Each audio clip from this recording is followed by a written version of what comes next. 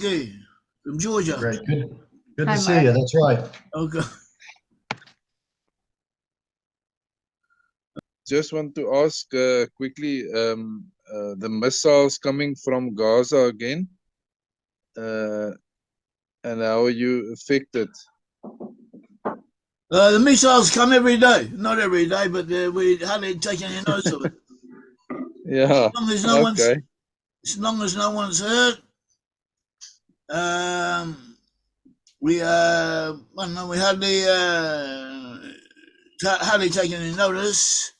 We're used to it. As far as I'm concerned, they should react very strongly, but they're not doing that. So they know better than I do, I assume. Anyway, so this is what we have. I'm just going to talk about a related issue. We'll talk about a related issue to the powers of Israel as a proof. Is a proof of where the Israelites are, where the tribes of Israel, especially Joseph, is in our day and age. So this is a theme, a subject we talked about it several times. We might even talk about it again because it's interesting. It's a strong proof. But we have other things that we can also bring up. And every proof we bring also has to be put together and weighed against other proofs, so they all come together, all interlock with each other, all make one whole body of evidence. And so that is something that we should stress, that nothing stands alone. And this is what we have. So it was prophesied that in the end times, that in the end times, the Israelites would be very strong, would be very powerful. And the implication is that these prophecies apply especially to Joseph. In some cases, they especially apply to Joseph. So we have the blessing to Jacob in Genesis 27:29. It says, "Let people serve you and nations bow down to. Let people serve you and nations bow down to you. Be Lord over your brethren." This is a blessing of Isaac to Jacob. Let people serve you and nations bow down to you. Be Lord over your brothers, and let your mother's sons bow down to you. Cursed be everyone that curses you, and blessed be everyone that blesses you. Now, it sounds like it's talking about a very powerful country, a very powerful nation, but some people might want to say, as we find modern commentators sometimes do say on occasion, they might want to say that it's talking about a local chief, a local powerful chieftain in the land of Canaan, and it doesn't necessarily mean a world power. So that's what some people assume, or could assume. So we have a midrash. We have the commentaries of the sages. The sages understood it differently. They understood it to be talking about a world power towards the end times. They understood this blessing and the other blessings along the same lines, to be talking about a world power. And they said, where it says, let people serve you, what does that mean? What do let people serve you? These are the 70 nations of mankind. The sages said that all of mankind are divided up into 70 divisions. When you had Adam and Eve, the first man and woman, and after that they increased and multiplied, and then you had the flood, and all of mankind, all the earth was wiped out apart from Noah and his 3 sons. And in Genesis 10, it lists the peoples who descended from the 3 sons of Noah, and all together you get 70 nations. 70 nations.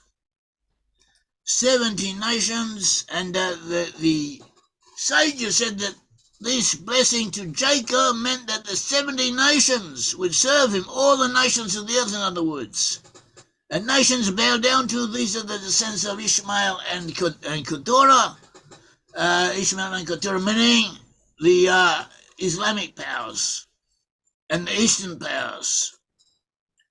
And then he goes on, be Lord over your brethren. These are Esau and his dukes, the dukes of Esau. Esau is described as having dukes, alufim, leaders of men in Hebrew.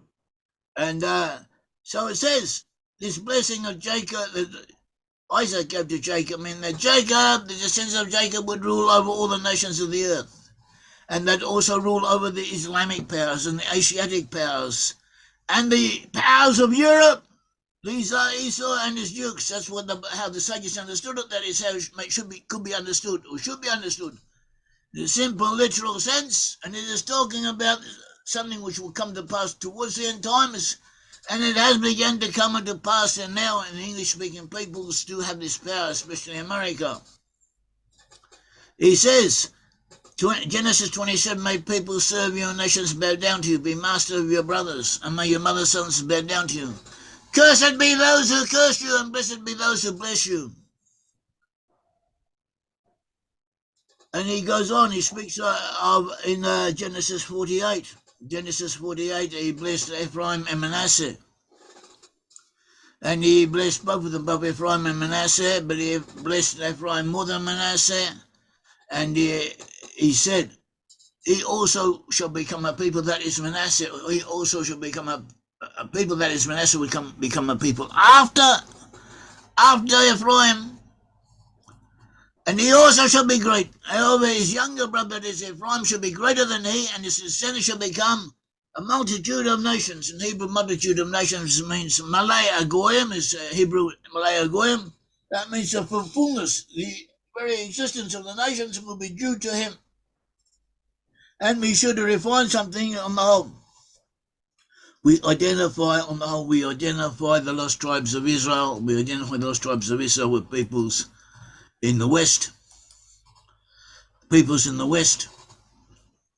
And amongst the lost tribes of Israel, you have the tribes of Joseph, Ephraim, and Manasseh.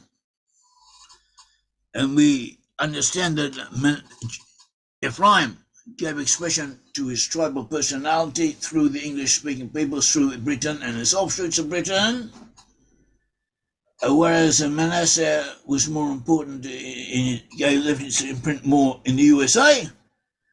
But even so, as we have explained elsewhere, it could be that the bulk of Israelites in the USA are also descended from Ephraim, only the difference being that in the USA, the tribe of Manasseh has been enabled to come to expression more than in England, whereas in England it was Ephraim that came to expression. And anyway, this is not a main point. It's not something that we would argue about or would consider a stumbling block to having other people agree with us or not. The main point is that the tribes of Joseph were given this blessing. The tribes of all of Israel were given this blessing, especially the tribes of Joseph. Especially the tribes of Joseph were given this blessing, and this blessing has been fulfilled through them. And also we have in Numbers 24, God brings him out of Egypt. He is for him like the lion. He is for him like the horn of the ram. The horn of the ram means the horn of the unicorn. The ram means unicorn, the horn of the unicorn.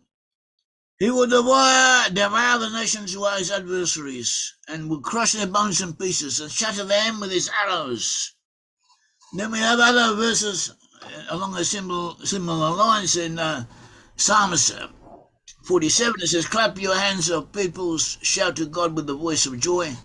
The Lord Most High is to be feared, a great king over all the earth. He subdues peoples under us and nations under our feet. What does that mean, he subdues peoples under us and nations under our feet? Talking about the lost end times, talking about the tribes of Israel. He chooses our inheritance for us. The glory of Jacob, whom he loves. It's speaking about of the people of Jacob, whose inheritance is given to them by God. Jeremiah 51:20 says, you are my war club. You are my war club, my weapon of war. What is war club? Globe, in other words, battle axe, my weapon of war, and with you I shatter nations, and with you I destroy kingdoms.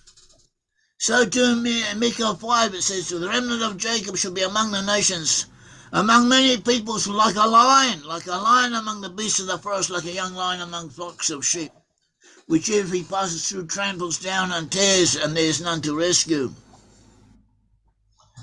We should notice a few facts and figures, and I'll also come back to more. The USA is the strongest nation in the world by a long shot. It has a power to project, the ability to project its power anywhere in the world. The US Navy has 11 aircraft carriers, of which 10 are Nimitz-class super carriers. There are only about 2 or 3 others in the whole world. Simultaneously, the US has more military aircraft than all the world's militaries combined. In other words, the USA has more warrior planes, attack planes, than all the aircraft forces of all the nations of the world put together. The USA has over 100,000 military personnel in overseas bases all over the world. And the USA has 700, more than 700 bases all over the world. And this was also the blessing given to Abraham, that his seed will inherit the gates of his enemies, that is strategic passes, strategic wayfares, strategic points. And the USA, first Britain in the past, controlled most of the most important strategic points on the earth. And now the USA does. It says the USA is in position to invade any country in the world. And they have the US Marine Corps, which is like a country in its own right, and it is able to invade any nation on earth with tanks, overwhelming numbers of tanks, troops, and armored fighting vehicles. And the USA military personnel are trained to work these, to use them, to utilize this force. And their logistic personnel is capable of keeping them supplied, keeping them in good health, and even in comfort, whilst they do what they have to do. And the USA has a lot of practice in invading countries, and on the whole has been successful at this. And it pays a lot of money for it. And then it gets a return. The top world powers in the world are USA, number 1, China 2, Russia 3, Germany 4, United Kingdom 5, South Korea 6, France 7, Japan 8, United Arab Emirates 9, Israel 10.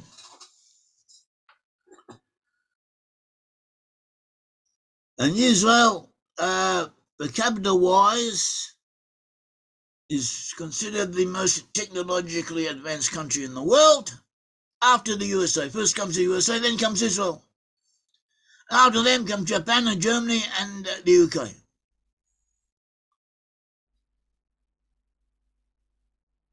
So that is a bit of what we have here of interest. We'll look at another point, and then we'll go on further on to other things.